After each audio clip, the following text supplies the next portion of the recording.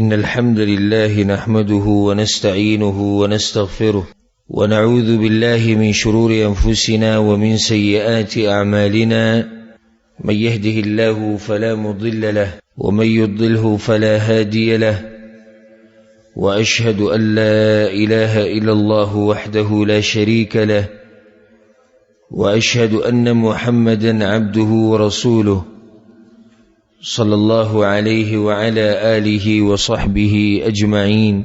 أما بعد، د پیغمبر صلی الله علیه وسلم د سیرت مبارکه سلسله روانه و او په اخرنی بیان کې دوم کال د هجرت دوم کال حادثات او واقعات بیانې د شروع شیو او دوم کال په اول کې پیغمبر صلی الله علیه وسلم کافرانو بچیانو مشرانو ته خطونه لېږلیو. سو خطونه ټول شپږ خطونه پیغمبر صلی الله علیه وسلم لېږلیو. د هغې تفصیل ټول بیان شوی. اولنی خط پیغمبر صلی الله علیه وسلم نجاشي ته لېږلی د حبشې باچا ته. دویم خط یې هرقل ته لېږلی چې هغه د روم باچا و، د هغې تفصیل هلته بیان شوی. او دریم خط پیغمبر صلی الله علیه وسلم کسرا ته لېږلی چې هغه د فارسو باچا و. او څلورم خط پیغمبر صلی الله علیه وسلم مقوقس ته لېږلی د اسکندریه او د مصر مشر و. پنځم خط پیغمبر صلی الله علیه وسلم حارث ابن ابي شمر د دمشق چې کوم مشر او حاکم هغه ته لېږلی. شپږم خط پیغمبر صلی الله علیه وسلم حوذا بن علي ته لېږلی چې هغه د یمامه مشر او د یمامه علاقې ملک و باچا و. د شپږ خطونه پیغمبر صلی الله علیه وسلم په دې اووم کال کې لېږلي. د هغې نه بعد یو غټه واقعه راپېښه شوه د محرم په میاشت کې چې کله پیغمبر صلی الله علیه وسلم د حدیبیې نه واپس راغی، نو په هغه وخت کې به پیغمبر صلی الله علیه وسلم باندې جادو کړی شوی. کله چې پیغمبر صلی الله علیه وسلم د حدیبیې نه واپس شو، نو د یهودو هغه مشران چې اسلام یې راښکاره کوو او منافقان، هغوی رالو په لبید ابن الاعصم پسې چې دی د بنو زریق نه او دا منافق و او دا ډېر تکړه جادوګر سړی و، ډېر مشهور په جادو کې. یهودو ته دې خبرې پته وه چې په دې ټولو کې په جادو باندې دی ښه پوهېږي. د لبید ابن الاعصم نه په ده پسې رالو ده ته دا ووایي چې یا ابا الاعصم انت اسحر منا، اے ابو الاعصم ته زمونږ نه په جادو کې تکړه. د یهود چې دی دا په جادو باندې مشهور قوم دی او د هغې وجه دا وه الله سبحانه وتعالی په قرآن کې ذکر کړي دي واتبعوا ما تتلو الشیاطین على ملک سلیمان وما کفر سلیمان ولكن الشیاطین کفروا. سلیمان علیہ السلام دې ذکر کړو چې څومره چې د جادو د علم او د دې متعلق څه لیکلی شي دا ټول را جمع کړي او د خپل تخت لاندې ښخ کړي و، د دې خلکو نه اخیستي و چې څوک د دې جادو د علم نه خوري او دا نور نشر نشي، نو دا جادو سره چې څه خبرې تعلق ساتي دا ټولې راواغستې او د خپل تخت لاندې د باچایي چې کم تختو د هغې لاندې د ټول ښخ کړو. بیا چې کله سلیمان علیه السلام وفات شو، نو شیطان د بعضو ته په زړه کې دا خبره واچوله چې سلیمان علیه السلام چې دا ناشنا باچایي کوله نو دی د جادو په زور باندې کوله. او دلیل پې دا دی تاسو لاړ شئ او ولټوئ هغه ځای کوم چې د سلیمان علیه السلام د تخت لاندې دی، نو د هغې نه به تاسو ته د جادو علم میلاو شي. هغه چې رالو هغه ځای ولټو پای کې پرشته کتابونه پراته وو د جادو او کومې خبرې چې د جادو سره تعلق ساتي بس یهودو به دا مشهوره کړه چې سلیمان علیه السلام جادوګر او ابو جادو کو. ځکه الله دې خبرې نفي وکړه چې وما کفر سلیمان علیه السلام کفر نه دی کړی ځکه چې جادو خو کفر دی او پیغمبران د دې کارونو نه پاک دي ولکن الشیاطین کفروا اصل کې کفر چې هغه شیطانانو کړو. دوی پسې روان شو د یهود واتبعوا ما تتلو الشیاطین علی ملک سلیمان. شیطانانو چې د سلیمان علیه السلام د بادشاهۍ په زمانه کې کومې خبرې کولې د جادو په باره کې او کوم جادو مشهور کړو بس د یهودو هم په هغې پسې روان شو. نو یهود داسې قوم دی چې په دوی کې جادو ډېر سخت مشهور او ډېر مهارت یې په دې جادو کې. اگر که په دې نورو قومونو کې او په دې نورو دینونو والا کوم جادوګران وو خو داسې مشهور جادو په هغو کې نه و لکه څنګه چې مشهور په یهودو کې. او وجه د هغې دغه وه اگر که اوس دا بیماري دا په دې امت کې هم راننوتې ده او د دې په باره کې زما مکمل تفصیلي درسونه مزال لم کړي دي جدا د جادو حکم اثرات او علاج. او بیا کتاب التوحید کې مونږ چې کومه شرحه کړې ده نو پای کې کوم باب چې د جادو سره تعلق ساتو هلته مونږ پوره تفصیل بیان کړی دی چې د جادو علم زده کول څنګه دي د جادو حکم څه دی د جادوګر سزا څه ده. دا مقام د هغه تفصیل نه دی خو لنډه دا چې جادو د دینه رب العالمین منع کړی ده او د شیطانانو کار دی. اوس په پښتنو کې هم دا خبرې عام شوي دي پلانی باندې جادو شو پلانی باندې چا کوډې کړي دي. بل یو وهم هم جوړ شوی دی لکه افراط او تفرید دی. افراط او تفرید داسې دی چې بعض ګمراهان اوس هم په ملک کې دا ډلې شتي لکه عثمانیان ورته وایي او جماعت المسلمین والو او داسې نور هغوی دا وایي چې دا جادو مادو د سره شتي نه.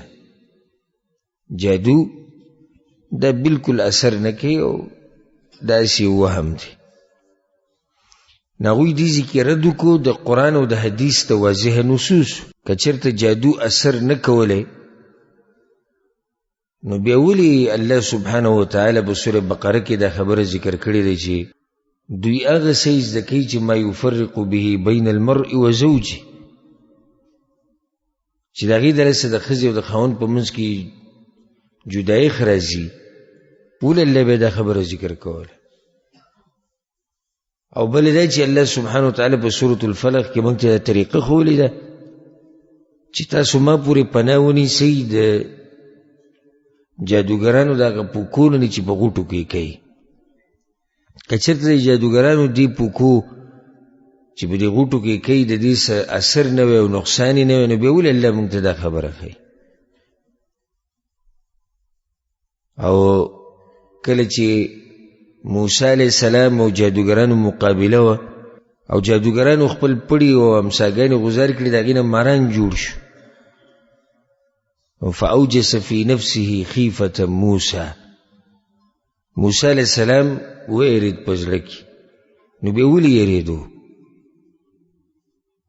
نو دغه ډله ګمراه ډله ده چې کوم وایي چې جادو بالکل اثر نه کوي او داسې وهم دی ځکه چې قرآن او حدیث د صریح نصوص نه ثابت دي چې جادو اثر کوي. هلته هغوی بیا دا وایي تاسو خو مشرکان شوئ. څنګه موږ مشرکان شو؟ وایي چې جادو هم اثر کوي په بدن باندې نو بیا جادو خو دې شریک کو د الله سره. نو جواب د هغې دا دی چې الله په سورة بقره کې دا خبره بیان کړې ده دوی نقصان نشي ورکولی چاته الا باذن الله. الله وی مگر په اجازت د الله. نو چې کله د جادوګر جادو اثر وکړو نو دا به په حکم د الله سره او چې الله ونه غواړي نو بیا جادو اثر نه کوي. نو دا خو موږ مشرکان نشو. د دې داسې مثال دی لکه پوخا په عربو کې دا خبره مشهوره وه چې دا بیماری د یو نه بل ته لګي. بې شریعت ته دې خبرې نفي وکړه، لا عدوا. خو پیغمبر صلی الله علیه وسلم یو حدیث کې دا وایي چې د یو بیمار نه داسې تخته لکه ته چې د زمري نه تښتي. نو دې حدیثونو کې به څنګه موږ به یووالی راولو؟ دا خو د یو بل سره په ظاهره کې ټکره وخوري. نو جواب دا دی چې د جاهلیت والو دا عقیده و چې د بیماری په خپل زور باندې بل ته اوړي. شریعت د دې خبرې نفي وکړه چې نه، بیماری په خپل زور سره نه اوړي، بیماری بل ته لګي خو د الله په حکم سره. او چې الله ونه غواړي بیماری د یو نه بل ته نه لګي. داسې ډېرې بیماریان دي چې هغه د یو انسان نه بل ته نه لګي. بعض هغه دي چې لګي خو هغه هم ټولو ته نه لګي، کوم چې الله ووړي هغه بیماري بل ته ولګي. نو بیماری د ځان نه خو نه وړي، په اجازت د الله سره. دغه شان جادو د ځان نه څه اثر نشي کولی په بدن کې مګر په اجازت د الله سره. بعض دا دي چې بلکل تی منکر دي، دا په غلطې دي. بعض هغه دي چې دا خبره مني چې او جادو شتي او دا اثر کوي د الله په حکم سره، هغوی هم به یو قسمه زیاتۍ کړی، خصوصا زموږ د پښتنو. هغه زیاتۍ به دا کړی دی چې معمولی په سر یې دړلی شي په ده باندې چا کوړي کړي دي. که کاروبار یې لږ اوس کاروبار دی نو کاروبار خو ټول یو شان نه وي، کله به ډېرې ګټي کله به لږې ګټي. نو چې کله لږ کاروبار وشي په ده باندې چا څه کړي دي. که خپې خویږي یو دغه پلانې راغلي و هغې به څه کړي. دومره ګپ ټیم جوړول نه دی پکار. دا خو ژوند دی، کله به ته بیماریږي، کله به دې کار ښیي، کله به بدي، کله به راولیږي، کله به څه کي کله به څه کېږي. نو ته به په هر ځای کې دا څه وایي چې په ما باندې چا کوډې او منترې کړي او زیاتی شو. صحیح ده شتي، خو دې حد کې هم نه چې ته هره خبره دا وایي چې دا خو انسان نه بیمار جوړ کړي. ما پسې ډېر راځي دا بیماران، د وسواسیان، د وهمیان. بس دا چا څه کړي موږ ته ویل که نه ته روغ سړی، روغ رمټ سړی. نه نه نه، چا څه کړي؟ ولې څه دلیل دی بتا چا څه کړي؟ بس دا سر را باندې وي دروند شي. او څوک وي کار مې مخکې ښه اوس ښه نه دی. دا به د تقدیر مسلې دي. نو اوس به الله رزق تا لپاره پراخه نه وي لیکلی. دې درجې کې بیا خبره دې درجې ته هم راوستنې دي په کار چې هره خبره او جادو شوې ده، هره خبره او جادو شوې. په الله باندې مضبوط ایمان او یقین هم په کار دی چې الله زموږ حفاظت کوي. هغه کیدی شي، خو دا موږ وایو چې افراط او تفریط ښکار شوي یو. موږ که یې منو یو به یې داسې منو، او چې یا بل طرف ته ترې منکر شي. بلکل نه، موږ وایو جادو شتي، اثر کوي د الله په اجازت سره، او چې الله اجازت ونه کړي اثر نه کوي. او هر خبره تم چې جادو په نظر نه ګورو چې بس په ما چې څه چل شوی دا به جادو وي. یو پیر دلته یو دمګر ورته کېو، دا دمګري دا قیسې موسې خلکو زړونو ته ډېر وراچي. نو هغه یو ملګری پسې تللی و، زه ورسره هم تللی وم. د هغه سره لګیا ووایي تا ته دا مسله ده او تا ته دا بیماري ده او دا ده او دا ده. نو بیا ما هغه ته ویره ما ته یو مسله ده. څه مسله ده؟ ما کله نه کله چې د درس ټیم شي بس زما دا بدن دې په ما دروند شي او سستی را پکې راشي. نو ما چې دې به ګوره څه وایي یا هغه زما د تندی داسې ونیو په دوو ګوتو کې او زور یې پې کړی. دې نورو ته به ګوره څه وي څه نه دي، عوام دی خو نه پوهېږي. خو ما باندې چې لګیا نو ایتونه یې وي او په زور زور یې ما ته اورولم. چې که ایتونه نه وي بیا ورته تپوس کوم ته څه وی، پټ پټ خو یې نه شي ویلی. او لګیا دی لګیا دی 10 منټو نه زیات شو. ما بس که نور چې بس یې کړو وی په دې ځي د اوس بوج دي که نه، نو ما خود به بوجي چې تا 10 منټه ماله داسې زور باندې نیولی بوج به نه نه نه وی که نه دا شیخ صاحب دا زمونږ تجربې دي په دې ځای اوس بوجتي ما یوشتي به پتا چا څه کړي دي ما په دې باندې چې نور دوکه کوه موږ الحمدلله په دې نشي دوکه کولی تا خو زما سر 10 منټې نیولی زه ستا د 2 منټې نیسم رادې خو یې که او که په دې بیا بوج نه او دغسې دړ نه کوو بیا زما نوم بدل که دا عوام په دې قصو دوکه کړي په سر به له داسې لاس یې ښودی کله ورته داسې وایي نیغ دې دیوال ته ګوره په یو ځای چې سړی یو ځای ته ګوري نو دا سترګې پې تورې شي او کله یې مخې ته داسې لکه داسې څه شی چې الوځي داسې هلکه هلکه یې مخې ته د سترګو مخې ته راشي نو دی به داسې ګوري 10 منټې بیا ورته ها سترګې خو د باندې تورې نه شوې هغه یې تورې په تا چا څه کړي دي دا د انسان طبیعت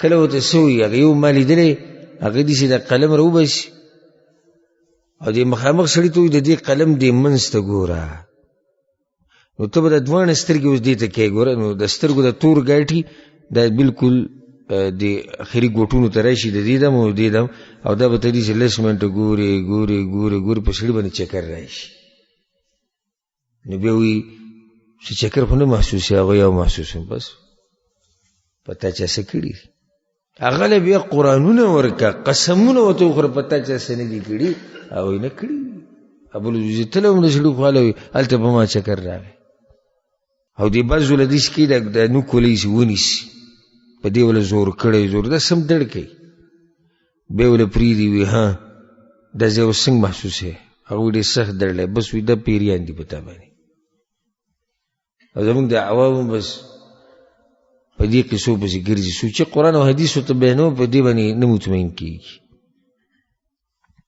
خبره مې دې پورې راواغسته چې افراط او تفریط دی که یو طرف ته جادو نه منکر دي یا هغه بل طرف ته داسې مني چې هر شی جو جادو دی او دواړه په غلطه دي دا لبید ابن الاعصم ما وی کنه چې یهود مشهور په جادو سره خو دې ډېر پوه وته وی انت اسحر منا ته زمونږ نه تکړه په جادو کې وقد سحرنا محمد فسحر منا الرجال والنساء فلم نصنع شيئا وی دی محمد صلی الله علیه وسلم په موږ ټول باندې جادو کړي او خو به ته جادوګر وی کنه وی دی په موږ باندې جادو کړي د سړي علم خراب کړو خزر علم خراب کړو او موږ یې سونه کړو وانت ترى اثره فينا وخلافه ديننا وتخيني چې داغه د داود څومره تیز روان دی زمونږ نه څومره یهودیان واوړېدو او زمونږ د دین سره داغه څومره دشمني ده ومن قتل منا واجله او څومره په موږ کې ووجل او څومره وشړل د دې مدینې نه نو داسې کار به وکړو نحن نجعل لك على ذلك جعلا موږ به تاله څه پیسې مقرر کړو چاندي به وکړو تاله به پیسې راټولې کړو ختم کیس على ان تسحره لنا سحرا ينكؤه خو داسې جادو به پې وکړي چې سم اثر پې وکړي چې خراب پې کړي بالکل نو لبید ابن الاعصم بیا دې چلو کړو چې منګز یې راوړه ویښته یې راوړو دا ویښته د دې منګز نه تو کړو دې له غوټې ورکړې وتفل فيه تفلا او په دې کې به لاړې توکلې پوکې به کو په هر یو غوټه کې بیا یو کویل ورغه روایت کړي چې حتی جعله تحت رعوفة البئر په دې کوی کې دنه اکثر دیسم کوي بعض خلک چې په کوی کې کته په دې ویښ کې یو غټ کاڼی پرېږدي او د دې سره وتی بهر ته د دې لپاره پرېږدي که چېرته سبا له د کوې صفا کوي نو چې د صفا کوونکې په دغه کاڼي باندې او په دغه ځای نه ایسي او لاندې کوې صفا کوي نو دوی دغه ځای ته د جادو ور واچو پیغمبر صلی الله علیه وسلم باندې دې جادو اثر کړی ښه اوس هم په ملک کې د دې واقعې نه منکر ډېر دي حالانکې دا واقعه په صحیحینو کې او دغه شان امام احمد بن حنبل رحمه الله راوړې ده نورو محدثینو راوړې وی دا منگ نمانو ولی نمانی لکا وی پیغمبر بانی سنگ جادو کی دا خو بیتا سو دا کافرانو خبر کوئی چی ان تتبعون الا رجلا مسحورا کافرانو بموی بدی پیغمبر بانی چا جادو کرده تاسو موی چی بده جادو شیو نو دیز کی سو خبری یادی ساتی اولنی خپل عقل با دا قرآن و حدیث ما تحت گرزه قرآن و حدیث با دا عقل ما تحت کینا دا قانون یاد ساتا چی کم زکیم تا آیت راگه حدیث راگه او ستا عقل آگه تا نرسی نو تب پی ایمان روڑی اگر کستا عقل و تا نرسی او کدیسی منگا هر شی پا عقل بانی چی کو بیا پی ایمان روڑو نو دیر دین با بیا پری خوده واری خیالم دے کنه او د مؤمنانو لوی شان اولنی صفت الله په سوره بقره کې ذکر کړی دی الذين يؤمنون بالغیب مؤمنان هغه دي چې په غیب ایمان راوړي لکه مثال په قبر کې سوال جواب به یې به کنه به دا مړې به کېنول کی زمونږ ایمان او یقین دی چې الله په دې باندې قادر دی خو عقل دی ته په سوچ کی زی چې یاره په دې تنګ کې به دې څنګه کینی او دا به څه کیږي او دا به څنګه تپوسونه کیږي او دا خو موږ ډېر قبرونه کوله او کړي دي او مړي په هغه د حالاتو کې پراته دي نو که دې ځکې ته عقل له ترجیح ورکړه نو ټول د هغه آیتونو او حدیثونو نه به منکر کېږي په کوم کې چې دا راغلي دي چې او د مړي نه سوال جواب کېږي ځکه چې ته عقل مخکې کړو یا داسې د قیامت احوال شو ناشنا ناشنا احوال لی چې سړی دا به څنګه لکه کله چې پیغمبر صلی الله علیه وسلم وی چې ما یو ونه ولیده په جهنم کې هغې څه نوم دی زقوم او دا ونه په منځ د جهنم کې ده مؤمنانو ایمان راو آمنا وصدقنا یا رسول الله زمونږ په ایمان دی ویریدو چې دا څه ناشنا عذاب به چې دا خلک به په اور کې او دغه زهریله ونې نه به خوراک هم کوي مشرکانو عقل استعمال کو نو څه ووایي پیغمبر ته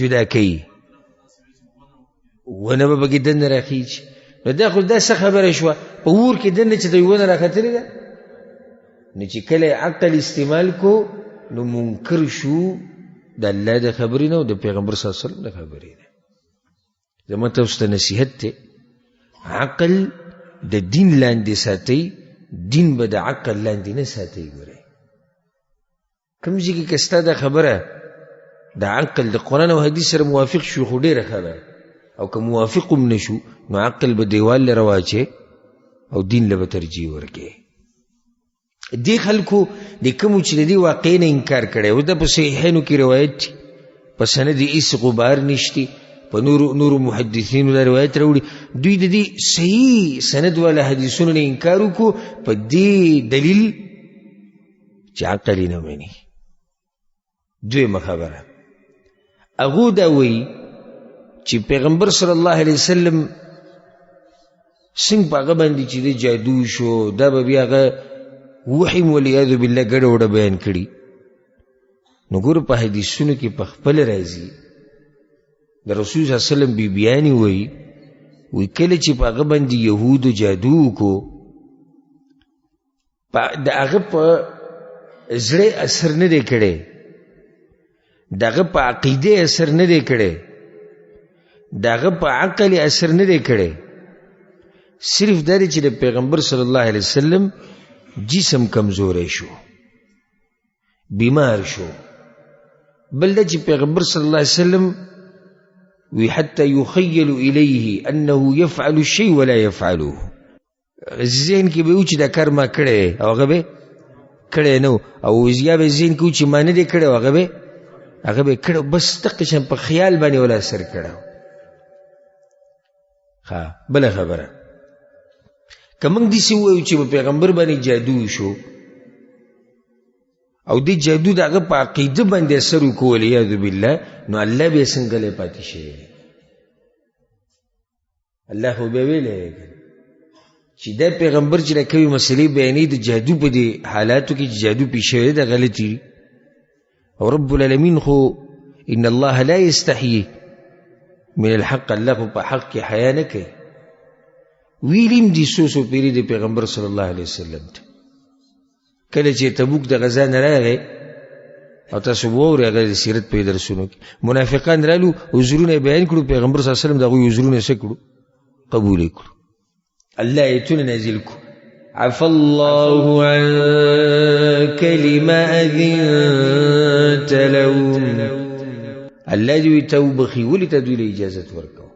ور الله په دې خبره غلې پاتې نشو. نو که چېرته د پیغمبر صلی الله علیه وسلم والعیاذ بالله څنګه چې د ظالمان وایي چې هغه په عقیده باندې اثر کړی دی او هغه په زړه باندې اثر کړی دی او په عقل یې وله کړی بیا خو الله غلی نه پاتې کېدو. او بل دی چې الله خپل پیغمبر دشمن ته داسې پرېږدي چې هغه دې وله په زړه اثر وکړي او هغه دې وله په عقل اثر وکړي. الله خپل پیغمبر داسې حالت ته نه پرېږدي. ځکه موږ رد کوو په دې بعضو باندې د ایوب علیه السلام په باره کې چې کومې قصې زموږ په ملکونو کې مشهورې شوي. صحیح د ایوب علیه السلام باندې 18 کاله بیماري راغلې وه، بچي ته الله اغوستي و، غریب شوی و، کمزوری شوی. خو بیا په دې اسرائیلي روایتو کې ورسره زیاتي ټانکې دي زموږ په ملک کې بیا هغه ټانکې ورسره ذکر کوي. نو په خوږ اواز کې بلیږي وی جسم یې د چینجو نه ډک شو. نو بیا کور والا او قوم راواغستو نو یو ډیران ته غوزار کو. دا خبرې ټولې اوري ګورې ناس ورته جاړي خو یو په زړه کې دا سوچ نه راځي چې دا کیدی شي چې الله خپل پیغمبر دې درجې ته راورسوي چې هغه دې په ډیران کې پروت وي. نشي کېدی. او لا بس پکې دا وي یو چینجی د هغه د بدن نه کته ولید وي هغه بیا راواغستو. چا ورته وایي چې دا خو ته بیا راواغستو وایي د ده دلته رزق دی، د ده وایي دلته رزق دی او زه د رزق بندول نه غواړم، پرېږدي چې ما په دې بدن لیکي. دا څه خبرې دي؟ نه یې سرشتي نه یې خپېشتي. او بل الله خپل پیغمبران دې درجې ته پرېږدي. پیغمبران خاص خلک دي د الله. صحیح د سختي پې راځي، مصیبتونه پې راځي، خو الله یې ذلیله کوي نه. سخت راتله، مصیبت راتله، دا جدا مسله ده. یو سړي ذلیله کېده دا جدا مسله ده. یو سړي باندې اوس غربت راغی او د غربت ته لاس هغه په روډونو کې ګرځي، خلکو ته لاس نیولی دی. دا خو هغه مصیبت دی چې دا سړی ذلیله کو. یو سړی دی غریب دی په معنی دی چې رزق یې لږ کمزوری دی، خو سوال مال د چا نه نه کوي، ذلیله شوی نه دی. نو صرف د پیغمبر صلی الله علیه وسلم په څه اثر وکړو؟ په خیالاتو یې اثر وکړو، په جسم یې وله اثر وکړو، کمزوری شو، ډوډۍ به یې نه خوړه. بعضې روایتونو کې راځي چې د ښځو نه بند کړی شو. اکثر د جادوګران داسې جادو ډېر کوي چې سړی نارینه د ښځې نه بند کړي. زموږ خواله ډېر راغلي وایي زما بدن ښه روغ رمټ و چې کله مې واده وکړو نو بیا د شپې د کوروالي ټیم چې راشي دیم د ښځې په شان شي، شهوت یې ختم شي. پیغمبر صلی الله علیه وسلم باندې دقه اثر شوی. 6 میاشتې پیغمبر صلی الله علیه وسلم تېرې کړي په دې حال کې. 6 میاشتې. عایشه رضی الله عنها وایي بعضې روایتونو کې داسې راځي چې 40 ورځې وي. او دته فایده ذکر کوم او بار بار زه تاسو ته دا وایم زما دا نصیحت به تاسو ډېر اورېدلی کېدای شي تنګ شوي تیم وي چې د علماو نه بغیر ګزاره نه کېږي. اوس ته یو حدیث واورې به یې کېدای چې 6 میاشتې پیغمبر صلی الله علیه وسلم په دې حال او په دې بل کې څو راغلي دي 40 ورځې. دا خو ټکراو دی. نو کېدای شي که ته علماو ته واپس کېږي نه کېدای شي یو ورځ ته دې هر څه نه منکر شي چېرې دا څه خبرې دا خو ټکراو پکې راشي. خو چې کله ته د علماو سره کېنې نو هغوی به تا ته داسې ووایي چې د دواړه حدیثونه صحیح دي. د 6 میاشتو ولم صحیح دی، 40 ورځو ولم صحیح دی. نو دا څه مطلب شو؟ مطلب یې دا شو چې پیغمبر صلی الله علیه وسلم باندې مکمل جادو چې پې شوی دی نو هغه وخت هغه فتره هغه 6 میاشتې وه. خو د 40 ورځې په آخره کې په پیغمبر صلی الله علیه وسلم باندې اثر ډېر کړی دی، هغه یې ډېر بیمار کړی و. نو کوم راوي چې 40 ورځې ذکر کړي دي هغه ورځو ته کتلي په کومو کې چې ډېر بیمار کړی و. کوم چې 6 میاشتې ذکر کړي دي هغه ابتدا د جادو چې شوی دی د آخره پورې ټولې ذکر کړي دي. نو دواړه حدیثونه څه شو؟ راجمع شو. عائشة رضي الله عنها وحتى إذا كان ذات يوم أو ذات ليلة عندي پیغمبر صلی الله علیه وسلم یو شپه زما سره او زما په نمبر کې دعا الله ثم دعا ثم دعا دعاګانې وغوښتې بیا یې وغوښتې بیا یې وغوښتې چې یا الله زمانه دا جادو سکه دا اثرات زمانه ختم کړه یا الله.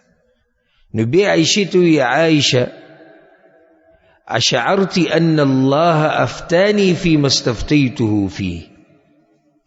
وی عایشې ما چې د الله نه کومې خبرې تپوس کړه الله ماله د هغې جواب راکړو. څنګه؟ اتانی رجلان،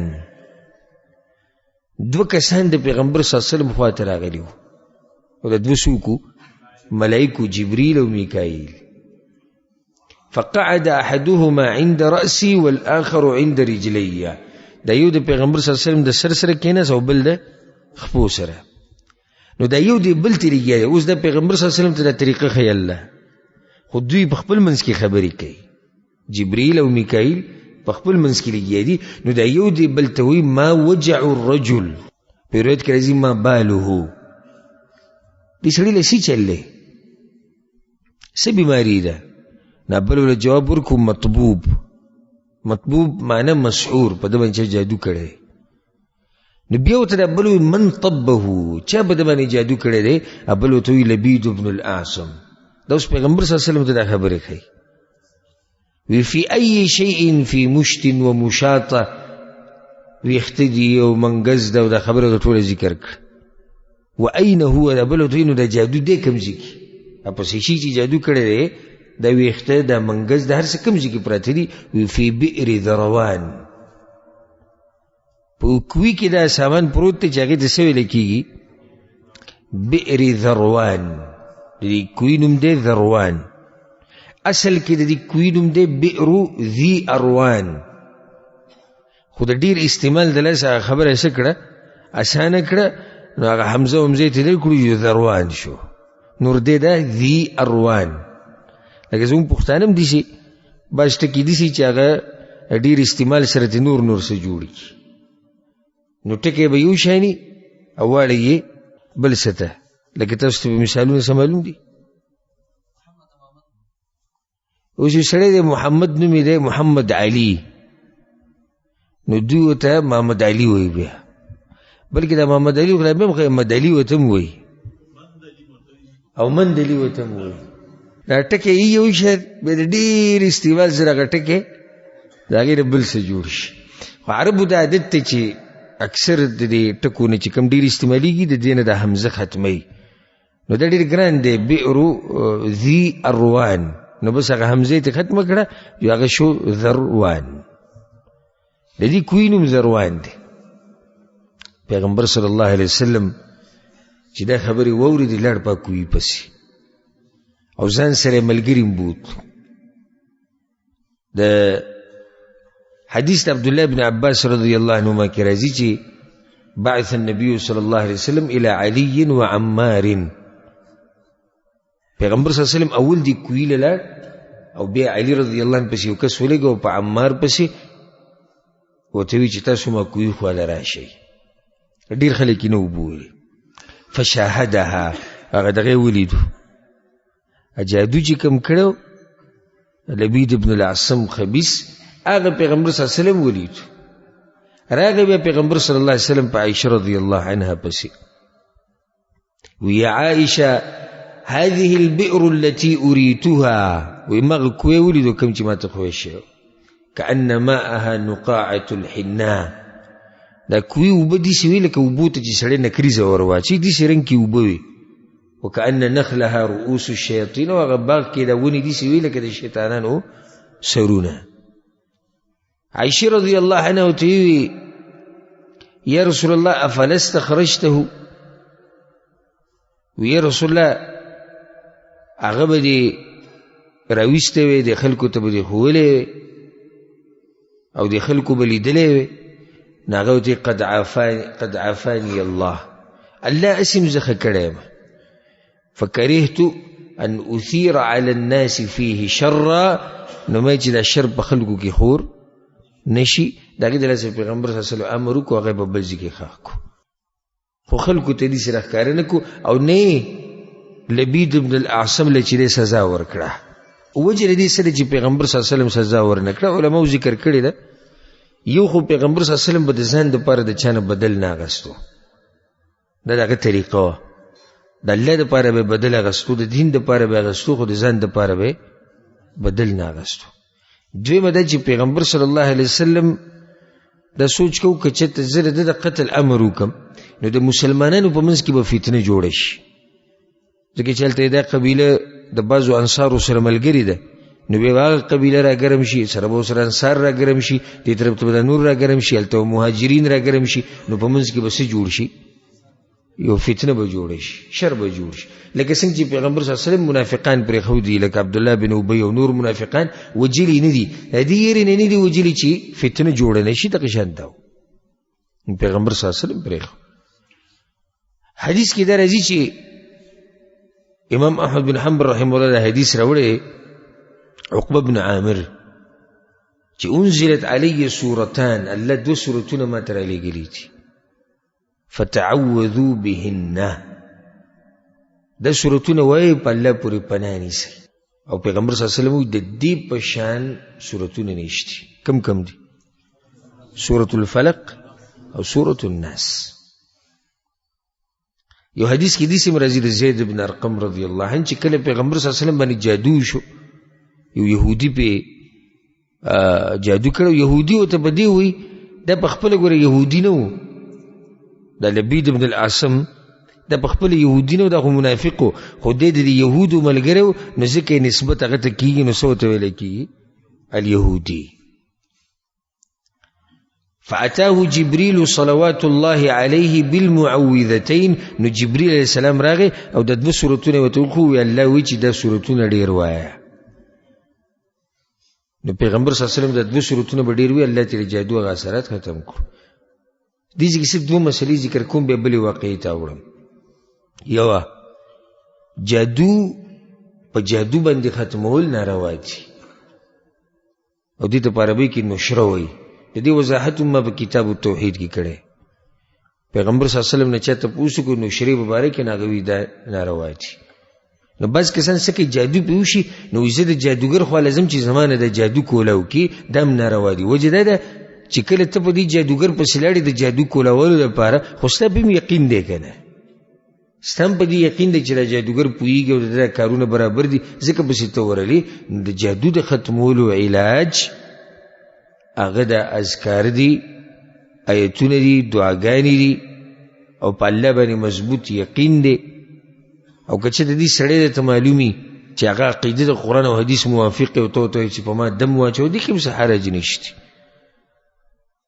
خو دا جادو په جادو باندې ختمول ناروا دي او دویمه خبره ما چې کومه کوله هغه ده چې په دې مسله کې ډېر زیات احتیاط کوئ زموږ په ملک کې دا یو لوی تجارت دی هر سړی ناست دی او بهر یې لیکلي وي موږ د جادو علاج کوو او بس خصوصا د ښځې ورماتې دي د عزتونو نه هم خلاص کړو د دین نه هم خلاص کړو او د پیسو نه هم خلاص کړو د هر څه نه خلاص کړو او دا ښځې ورته راستي او هغه کله پردۍ ښځه به وي کله وله په سر لاس ږدي کله به وله په ملا لاس ږدي کله ورته په خوله کې لاړې توکي او کله سکي او کله سکي او دا ټول ورته ناسي جوي د علاجونه کوي نو ډېر احتیاط کوئ خصوصا خپل کور زنانه ټولو ته دا ووایي چې زما د اجازت نه بغیر به څوک دې خلکو له نه ځي او چې چا له ځي نو اول به ما ته وایي چې زه د کس معلومات کوم چې دا کس څوک دی بله دا چې دا شتي نه ده سره دا د سره شتي نه چې یو پردی سړی دې رالېږي او زنانه دې ورسره یوازې ناستې او دې دې په لاس ږدي نه که چېرته خوا کې محارم ناستي خاونې ناستې رورې ناستې زوی ناستې هم لري لاس به پرې نه ږدي او څه قرآني آیتونه او اذکار او دعاګانې وایي دا لا بیا صحیح ده خو په هغې لاس یې ښوده او خپلوانو ته ووایي تاسو بهر ته وځئ چې داسې ووایي خپلوانو ته تاسو بهر ته وځئ نو پوه شئ چې دا سړی څه دی دا یو خبیث دی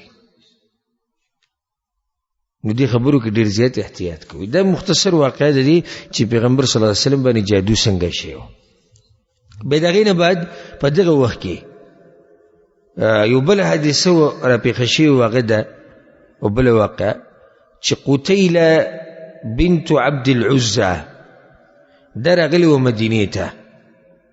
قتیله دا د ابوبکر صدیق رضی الله عنه بیبي وه، د دې نوم قتیله د عبد العزة لور وه، او ابوبکر صدیق رضی الله عنه دې له د جاهلیت په ورځو کې دې له طلاق ورکړي، د دې نه جدا شوی او د دې نه د هغه یو لور پیدا شوی چې د هغه نوم څه و،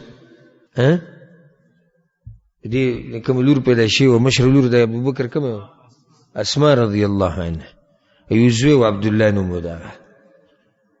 نو د قتیله راله مدینې ته د خپلې لور خواته اسماء رضی الله عنها پسې. په صحیحینو کې دا حدیث دی د اسماء رضی الله عنها وچ قدمت علی امی وهي مشرکه فی عهد قریش اذ عاهدوا رسول الله صلی الله علیه وسلم ومدتهم. وی په هغه وخت کې زما مور په ما پسې راله چې د پیغمبر صلی الله علیه وسلم د قریشو سره صلح شوی وه، صلح حدیبیه. نو د دې صلح په دې مدت کې دا راغلی وه.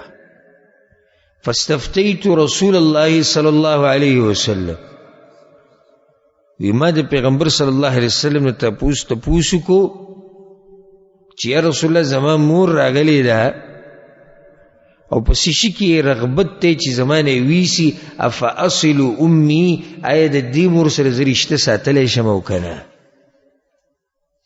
پیغمبر صلی الله علیه وسلم ولې جواب ورکړو نعم صلی امکی، او د دې مور سره به رشته ساتي.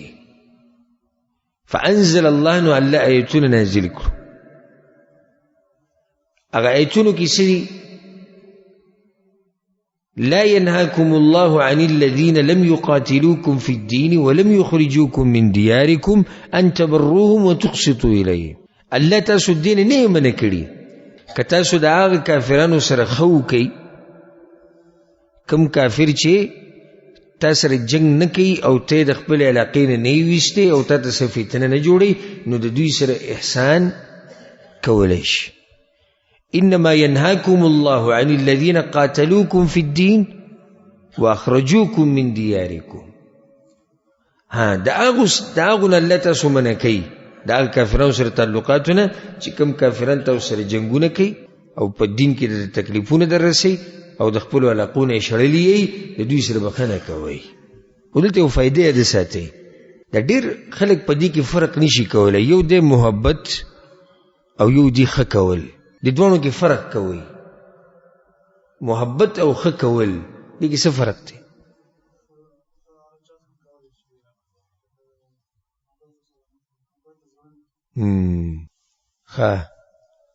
محبت او ښه کول، محبت د زړه مسله ده. لازم نه ده چې ته به د چا سره احسان کې ښه به کې نو ستا به د هغه سره صحیح محبت وي، لازم ده نه.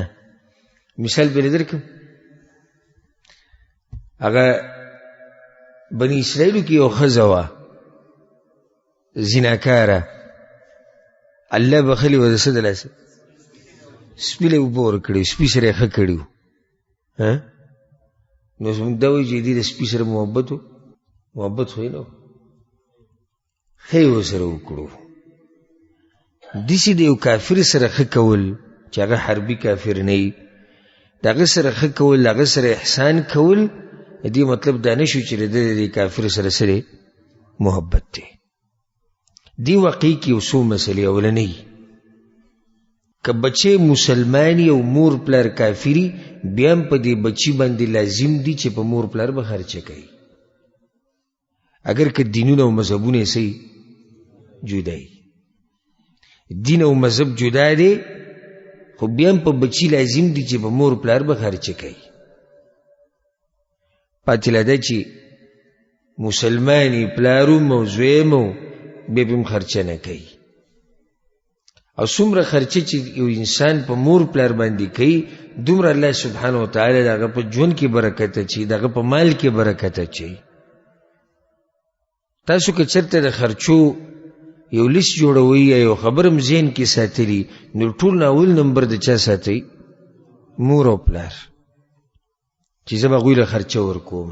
او ده ته احسان مه ګڼه په مور پلار باندې، بلکې د هغوی یو حق دی په تا باندې چې ته به لازم خرچه ورکې. او ته چې وړوکی وي او په تا باندې هغوی خرچې کړي نو هغوی سه احسان خو نه وګڼلی، او نه په تا باطلې وي، په تا باطلې هم نه وي چې ما دا وکړو ما دا وکړو. او دا بس بې ادبه او بدتمیزه چې د پلار مور سره خبرې کوي نو هغوی ته وي تاسو له مې دا وکړو په تا مې دومره خرچه وکړه او بل اوس مې دومره راولېږي.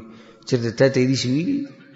ته چې وړوکی وي څومره خرچې په تا باندې کړي ده د دغه وخته پورې رسېده، بلکې د اوسه پورې ډېر په کومه ځمکه چې نسې د ځمکه د چا ده؟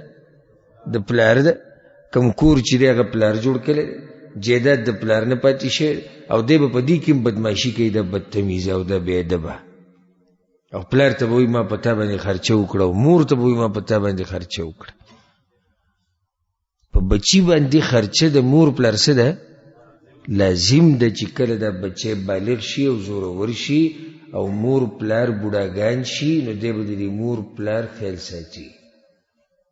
او دا به پکې نه چې تاسو ولېږه یو ورور دی بل ته ټلیفون کوي، تا ولې څه ولېږلې؟ هغوی ما خو لېږلي 200 روپۍ مې لېږلې وې، دی ورته ټلیفون کوي او بل در لېږلي دي که نه. یا دی تقسیم کړي د مور پلار، دا مور پلار یې تقسیم کړي، دا یو چې 200 روپۍ ولېږي دا بل به یې نه لېږي. او دا چېرته تا داسې کړي دي چې داسې ووایي چې زما ورور پیسې لېږلي زه دې پې له دې ښځې له خرچه نه لېږم یا زه دې بچو له خرچه نه لېږم؟ چېرته به یې داسې نه وي. او چې د مور پلار مسله راشي بیا موږ دا خبرې کوو ورور لېږلي دي او تره لېږلي دي او پلاني لېږلي دي. دا قیسې به نه کې په ته حق دی، حق نه ختمېدونکی حق، نه ختمېدونکی. څنګه؟ دوه خبرې یادې ساته. اولنې په عبدالله بن عمر رضی الله عنهما پسې یو کس راغی، ورته یې وی ما خپله مور د یمن نه راوستې ده، حج له مې راوستې ده او په شا کړې مو. لکه حج په دې دوران کې بیا هغه مدینې ته لاړ. پخوا خو د سفرونه ډېر ګران وو چې څوک به مکې ته لاړ بیا به پکې چېرته تو مدینې ته به پکې هم بیا لاړو. نو وی ما حج له هغه راوستې ده د یمن نه او د یمن نه مې په شا کړې وه، او ټول حج مې په دقه شانو کو په شا کړې وه، اوس د مدینې ته مې راوستې ده او بیا به د دې ځینه هم په شا وړمه. نو ما حق ادا کو که نه وی نه ته حق ادا نه کو. دا ماشوم چې وي ته چې وي د هغې په دې خېټه کې وي او ته چې به معمولي وړقېدې کومه سړیک او دړ چې به په هغې باندې راغې ته له هغې ته هم نه یې رسېدلې. دغه شان په عمر بن خطاب رضی الله عنه پسې یو کس راغلی و، امیر المؤمنین وي زما مور ده او بالکل د خوځېدو نه ده او د ړقېدو نه ده، بس په کټ کې پرته زه په غېږ کې وړم راوړم او دسماتي لمو او هر څه خدمت وله زه کوم. ما یې حق ادا کړو؟ هغه ته نه. هغه ته امیر المؤمنین ډېره عجیبه خبره دې وکړه، د دې مور د حق خو په ما باندې د دې د لاسه ډېر دی که نه، ځکه چې دې هم زه دې ساتلی یم. زه چې وړوکی وم او دسماتي له میچازو له دې به وړمه، کپړې راته بدلولې، خوراک به راکو، اوس هغه کار زه هم کوم او زما دا ډېر ګران دی ځکه چې هغه عمر زیات دی، هډوکي درانه دي. نو څنګه ما حق ادا نه کو؟ حالانکه زموږ کارونه یو شان دي. هغې زه په وړوکوالي کې ساتلی یم، زه اوس په لویوالي کې ساتم، بوډۍ شوي. هغه ورته وویې خبره واوره، هغه داسې ده چې دې مور ستا خدمت کوو او په زړه کې ارمان و چې الله تعالی اوږد ژوند درکړي او ته یې خدمت کوې او په زړه په دې یو ګوټ کې دې دا خبره پرته دی چې کله به مري. دا فرق دی تودې کې. دې مور ته ساتلی خو سره د دې ارمانونو چې الله د ده نه غټ سړی جوړ کړي، او ته د دې مور خدمت کوې خو په زړه کې دې په یو ځای کې دا خبره هم پرته ده چې دا به کله به مري. بس دې سیم دي چې د مور پلار سره ډېر ښه کوي خو په زړه کې دی چې کله به د دې بوج نه خلاصېږم. دومره بدبخته دی چې دې انتظار کې دی چې کله به د جنت ته دروازې بندېږي. دا خو د جنت دروازې دي د مور او پلار. نو ما خبره دې پر راواغسته چې مور پلار دي که د کافرانو هم دې ښه به ورسره کې. ځکه ګوره دې کې پیغمبر صلی الله علیه وسلم اسما ته څه ووایي؟ وایي ستا مور ده د دې خیال به ساتي چې څه دنه غواړي هغه وله ورکړه. ځکه سورة لقمان کې الله دا خبره ذکر کړې ده که یو انسان مسلمانی او مور پلار کافرانی، الله وی دغه خبره بوله نه مني چې کومه د دین خلاف وي. وصاحبهما فی الدنیا معروفا، خو نور به ورسره ښه کې. صرف بوله دغه نه مني چې شرک درته ووایي یا د بېدینۍ درته ووایي، دا خبره به د مور پلار نه مني، خو الله وی دنیا کې به ورسره ښه کې. اگر که مور پلار کافرانی، اگر که هندوانی، که سیکانی، که مشرکانی، که هر څه، خو مور پلار دی الله ور دومره اوچت حق ورکړی. دویمه خبره دا واوره، یو خو دا دی نه ختمېدونکی حق. دویم، یو سړی د مور پلار یې مړه شو خوشحاله دی. ولې خوشحاله دی؟ زه حق نه خلاص شو مزید څه په مخه پیسې راولېږو، بیماري مو نظر مې نه لګي، ټوخی را باندې لګېدلي دي، سینه مې خرابه ده، ګردې مې خرابې دي، یخ کېږي، د وسلې نو ډبی راولېږو، بس دې نه تنګ شوي دي، خوشحاله دی، حق ختم شو. نه ما چې وایي که نه ختمېدونکی حق. پیغمبر صلی الله علیه وسلم پسې یو کس راغی، یا رسول الله زما پلار مړ دی، په ما یې څه حق پاتې دی؟ مړ دی، په خاورو کې یو سړی پروت دی، په ما یې څه حق پاتې دی؟ پیغمبر صلی الله علیه وسلم ورته او هغه تعجب وکړو، یا رسول الله اوس هم حق پاتې دی؟ وایي څه حق دی؟ وایي د ملګرو سره به یې ښه کې، د پلار د ملګرو به اوس خیال ساتي، د مور د ملګرو به خیال ساتي، چې مور د کومو زنانو سره راشه درشه کول ته هم د هغوی خیال ساتي. او دویم، دعاګانې به له غواړي، دی به تا حق دی. داسې انسان تاسو چې ته لیدلی دی چې د مرګ نه بعد هم حق دی، هغه دا دی، هغه د مور او پلار دی چې په تا باندې د مرګ نه بعد هم حق دی، د هغوی د ملګرو سره به ښه کې. ځکه عبدالله بن عمر رضی الله عنهما یو پیر د مکې نه را روانو په لاره کې، یو کس یې مخې له ورغی او بانډې چې څنګه یې مخې له ورغی، بس هغه د خپلې سورلۍ نه راکوی شو. عبدالله بن عمر راکوی شو، غاړه ورسره مبله وکړه، ښکلې کو، او بیا خپل پټکی راواغوستو، هغه ته یې په سر کېښود. خلکو ډېر تعجب وکړو، دا پټکی ګوره د ډېر د عزت شی دی. نو هغه خپل پټکی راواوساته کې هم ملګرو ته وي عبدالله ته د دې سړي سره څه ډېر دغه دې وکړو، پټکی دې مو ورکړو. ویل یې زما د پلار ملګری و، دی ما د هغه سره لیدلی و، دی ما یو څو ځایونو کې د عمر بن خطاب سره لیدلی و، نو ځکه ما چې پلار دی د هغه حق په ما باندې اوس هم پاتې دی. نو دا د هغه ملګری دی، ما یې ځکه عزت وکړو، ما یې ځکه اکرام وکړو.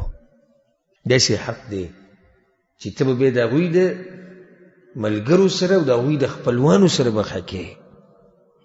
نو چې د ملګرو سره ښه کې، خپلوانو سره خو بیا ډېر خبره متاکده شو. لکه اوس پلار دی مړ شو، ورور شتي،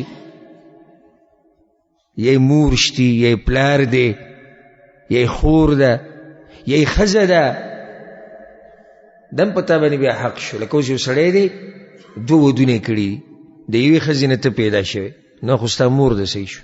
د دویمه ښځه دې ته ویل کېږي د پلار ښځه، اگر که زموږ پښتانه ورته په خپله اصطلاح کې مور وایي، خو دا مور نه ده، او د دې داسې حق نه لکه څنګه چې د خپلې موري، خو دا د پلار ښځه، او د عربو په اصطلاح کې ورته ترور اکثر دوی وایي، د مور خور. دا ښځه چې کله ستا پلار مړ شي، نو د دې پلار په تا باندې دا حق دی چې د دې ښځې به خیال ساتي، د دې به تپوس کې، ځکه چې دا د هغه په نکاح کې پاتې شوې ده. نو خبره رانه اوږده شوه، ډېره خصوصي اهمه غونته کې ماته ښکارېده چې ګوره د اسماء رضی الله عنها مور کافره ده، مشرکه ده، خو پیغمبر صلی الله علیه وسلم ورته ویلي ښه به ورسره کې. دې نه دا فایده م راووته چې د خپلوانو د زیارت لپاره سفر کول پکاري. په دې ګزاره نه کېږي چې خپل ولی به ساتو، نه به زه ستا خواله درځم او نه به ته زما خواله راځي. نن سبا د خپلولیانې نقلي دي، چاینه والا دي، ځان پې څوک نه ستړی کوي. که مخې له رالی جو په خیرالی او که رانلی یو او په سعودي عرب کې خو بس لنډه خبره موږ څه نیولې ده، دا ملک د مزدورۍ دی، د دغه هم خادی نه دی. نه ته به خپلولیانې ساتي. او دا راته ووایم ډېر خلک ما پسې راځي دا مسله ماته وایي، وایي دا مال مې تنګ دی چې الله یې پراخه کړي. د دې به وایي څه وظیفه نه، یو غټه وظیفه درته نن ښیمه، غټه وظیفه. او خوشحاله په دې شي چې دا وظیفه زما نه ده چې زه یې ښیم زما د جیب نه زه بیانوم. دا وظیفه پیغمبر صلی الله علیه وسلم بیان کړی ده. من احب ان یبسط له فی رزقه، پیغمبر صلی الله علیه وسلم وایي که څوک دا غواړي چې دغه رزق دې پراخه شي او د عمر دې برکتي شي، اوږد شي، او موږ د دواړه غواړو. تاسو یې کوم سره ډېرې پیسې نه غواړي؟ شتي پکې دي ځوان، هر یو په دې تمه دی چې په ما راوورېدی د اسمان نه، او موږ کې هر یو دام غواړي چې عمر مې اوږد وي او برکتي عمر مې وي. د دواړه خبرې موږ غواړو. پیغمبر صلی الله علیه وسلم وایي نو طریقه یې زده کړه، فلیصل رحمه، د خپلوانو سره خپلولي ساته، رزق به دې پراخه شي، ژوند به دې برکتي شي، اوږد به شي. دا نسخه دې ته وایي محمدي نسخه، او دا نبوي نسخه.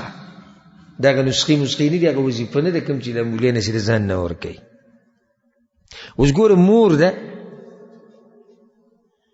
او چې رشته ساتي د لور سره، د کوم ځای نه راله؟ د مکې نه راغلي د لور لیدوله،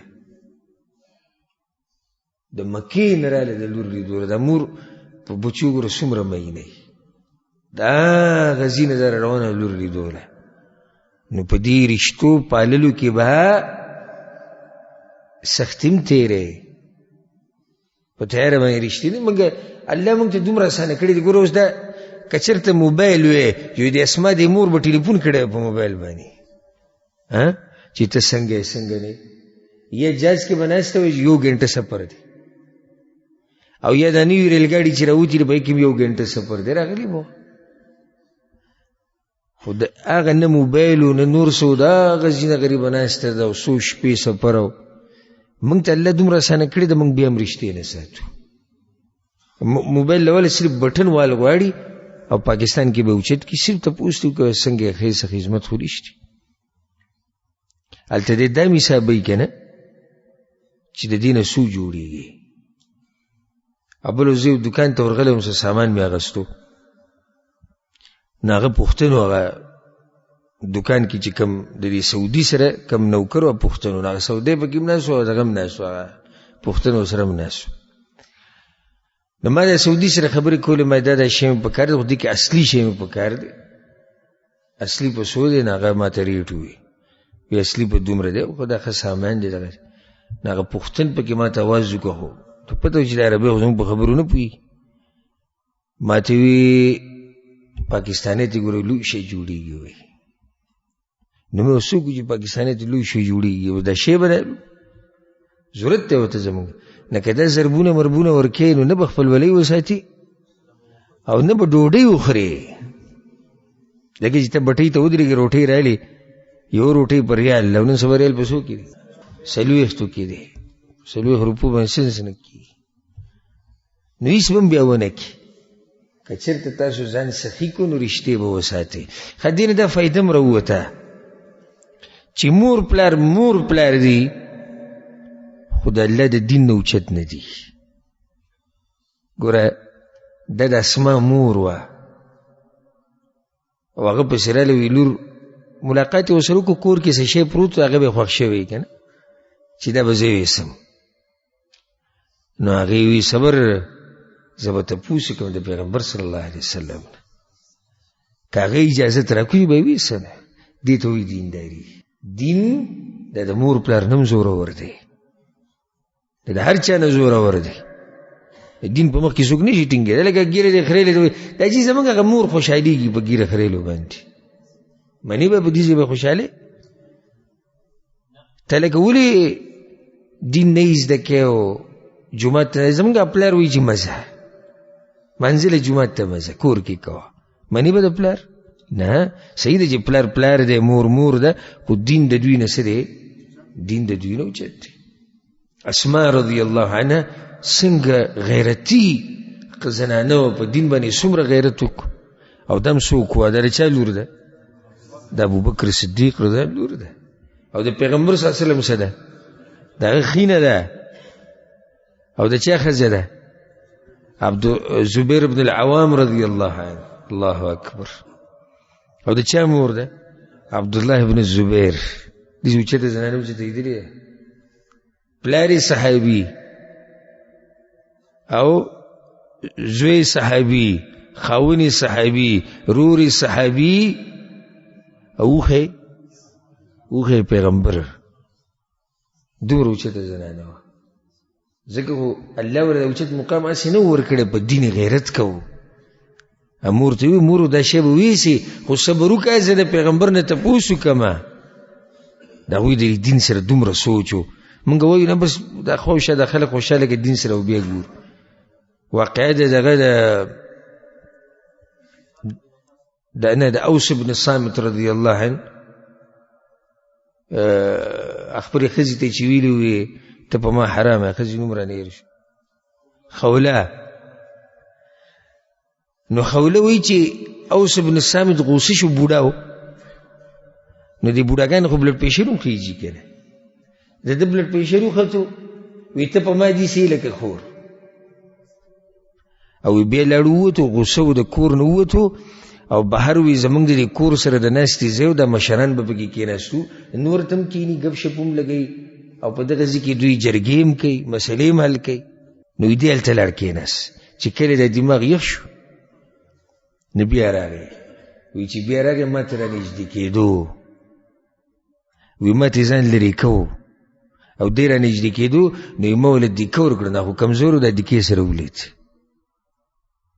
وایي ما ته یې وایي چې ولې وی ما ورته وی چې د پیغمبر نه به اول تپوس وکړمه چې ته ما ته رانږدې کېدی شې او که نه ګوره دا اوس خاوند دی او خاوند زنانه ته څومره ګراني دا اګر که خاوند دی خو د الله د دین نه خو مخکې نشي تللی که نه نو لاړه بیا او دومره غریبانان چې بیا وی ما سره بیا برقه نه و چې ما اچولی وی نو ګاونډۍ نه مې یو کپړه راواغېسته مې په سر واچولو پیغمبر صلی الله علیه وسلم فاله ورله هغه ته بیا دغه نصیحت وکړو بوډا شوي تره دا زوی دی بوډا دی ګزاره ورسره کوه خبره مې دې پورې راواغېسته چې مور پلار خویندې وروڼه ښځه او بچي ملګري دا ټول په موږ ګران دي خو د دین نه راباندې زیات ګران نه دي دین موږ ته د ټول نه زیات ګران دی په دې به اکتفا وکړو او انشاءالله پر روان درس کې به یو ناشنا غذا راپېښه شوې وه هغې ته ویل کېږي غزوة ذي قرد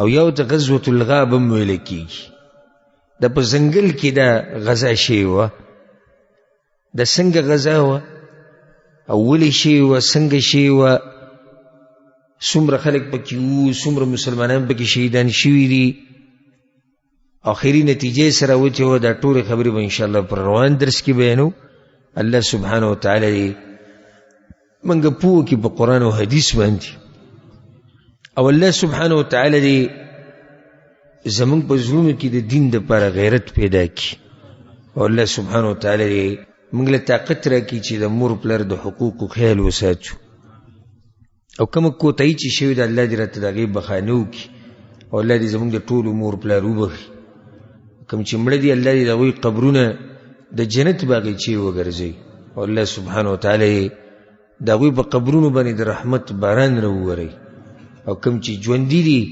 الله دې د هغوی په ژوند کې برکت واچي او الله دې هغوی له روغ صحت ورکړي او الله دې د هغوی اخره خاتمه په ایمان سره کړي هذا والله أعلم وصلى الله وسلم على نبينا محمد وعلى آله وصحبه أجمعين.